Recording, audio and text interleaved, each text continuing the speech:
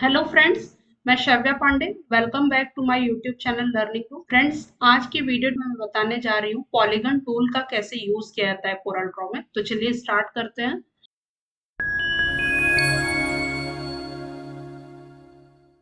यहाँ से polygon tool select कर लेते हैं। जैसा कि आप लोगों को पता है, इसका शॉर्टकट वाई होता है। अगर आप पॉलीगन टूल को डायरेक्टली यहाँ से अप्लाई नहीं कर सकते तो वाई प्रेस करेंगे तो ये एक्टिव हो जाएगा। तो यहाँ से पॉलीगन टूल सेलेक्ट कर लेते हैं और ड्रॉ कर लेते हैं। ठीक है, तो आप यहाँ देख रहे हैं कि जब मैंने यहाँ पे ड्रॉ किया है तो इसके एजेस कितने दिख रहे हैं? 8 है। 1 2 3 4 5 6 7 8। ठीक है, 8 नोट पॉइंट है इसके। आप यहाँ से इसके जो नोट पॉइंट्स हैं यहाँ से इंक्रीज भी कर सकते हैं, ठीक है, और डिक्रीज भी कर सकते हैं। मैक्सिमम जो इसका पॉइंट होता है वो डिसाइडेड नहीं होता है, बट जो इसका मिनिमम पॉइंट नोड होता है वो 3 होता है। ठीक है, तो यहाँ से आप मैनुअली टाइप भी कर सकते हैं 3 पॉइंट, या फिर आप डायरेक्टली भी कर सकते हैं। ठीक है, तो ये बाय डिफॉल्ट 3 साइडेड होते हैं। ओके, तो यहाँ से आप पॉलीगन टूल के जितने नोट पॉइंट्स चाहते हैं वो इंक्रीज कर सकते हैं। ठीक है, जब आप 30 के बाद जाते हैं तो ये सर्कल बनने लगता है। ठीक है, तो हाईएस्ट नोट पॉइंट जो होता है वो डिसाइडेड नहीं होता है, आप कितना भी यहाँ पे इंक्रीज कर सकते हैं। ओके, वैसे मैं यहाँ पे 40 कर रही हूँ। ठीक है, और एंटर करती हूँ। और यहाँ पे आप देख रहे हैं शेप टूल। जब भी आपको इसमें मॉडिफाई करना होता है, मान लीजिए पॉलीगन टूल आप ड्रॉ किए तो इसके थ्रू आप बहुत सारी चीजों को ड्रॉ कर सकते हैं। ठीक है, जैसे आप कोई थंबनेल बनाने के लिए या फिर आपको कोई लोगो तैयार करना हो तो आप पॉलीगन टूल का बहुत ही आसान तरीके से लोगो भी डिजाइन कर सकते हैं। अगर आपको कोई डिजाइन फ्लावर वगैरह बनाना हो तो आप पॉलीगन टूल की हेल्प से फ्लावर भी डिजाइन कर सकते हैं अलग अलग तरीके के। तो यहाँ से आप शेप टूल ले लेते हैं। ठीक है, अब शेप टूल जब आप लेते हैं तो यहाँ पे आप पॉइंट्स देख रहे हैं, नोड एक्टिव हो गए हैं। जैसे ही आप शेप टूल कोई भी शेप में अप्लाई करते हैं तो वो मॉडिफिकेशन के लिए होता है। ठीक है, उसमें क्या होता है कि नोड एक्टिव हो जाता है।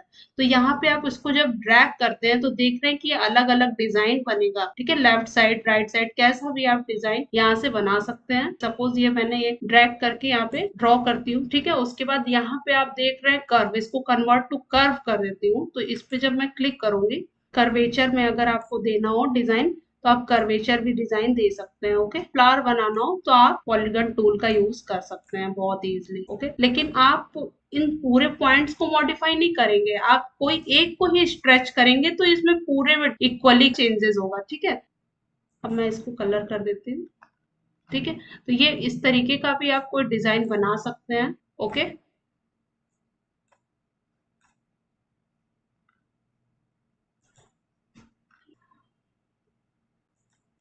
इसके अलावा आप इसको सेलेक्ट कर लीजिए।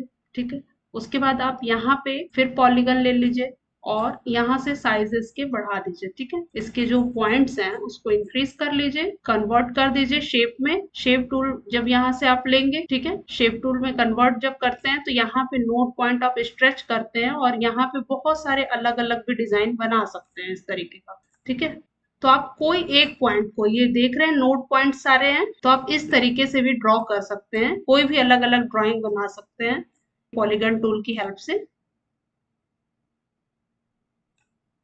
ये ओके,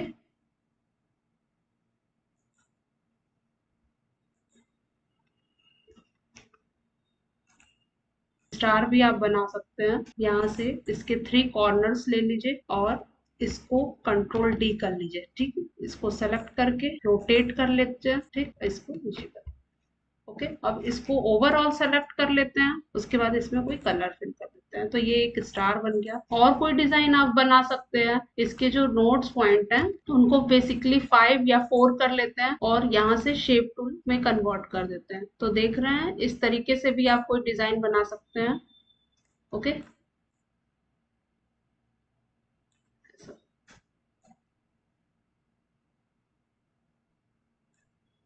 इस टाइप से।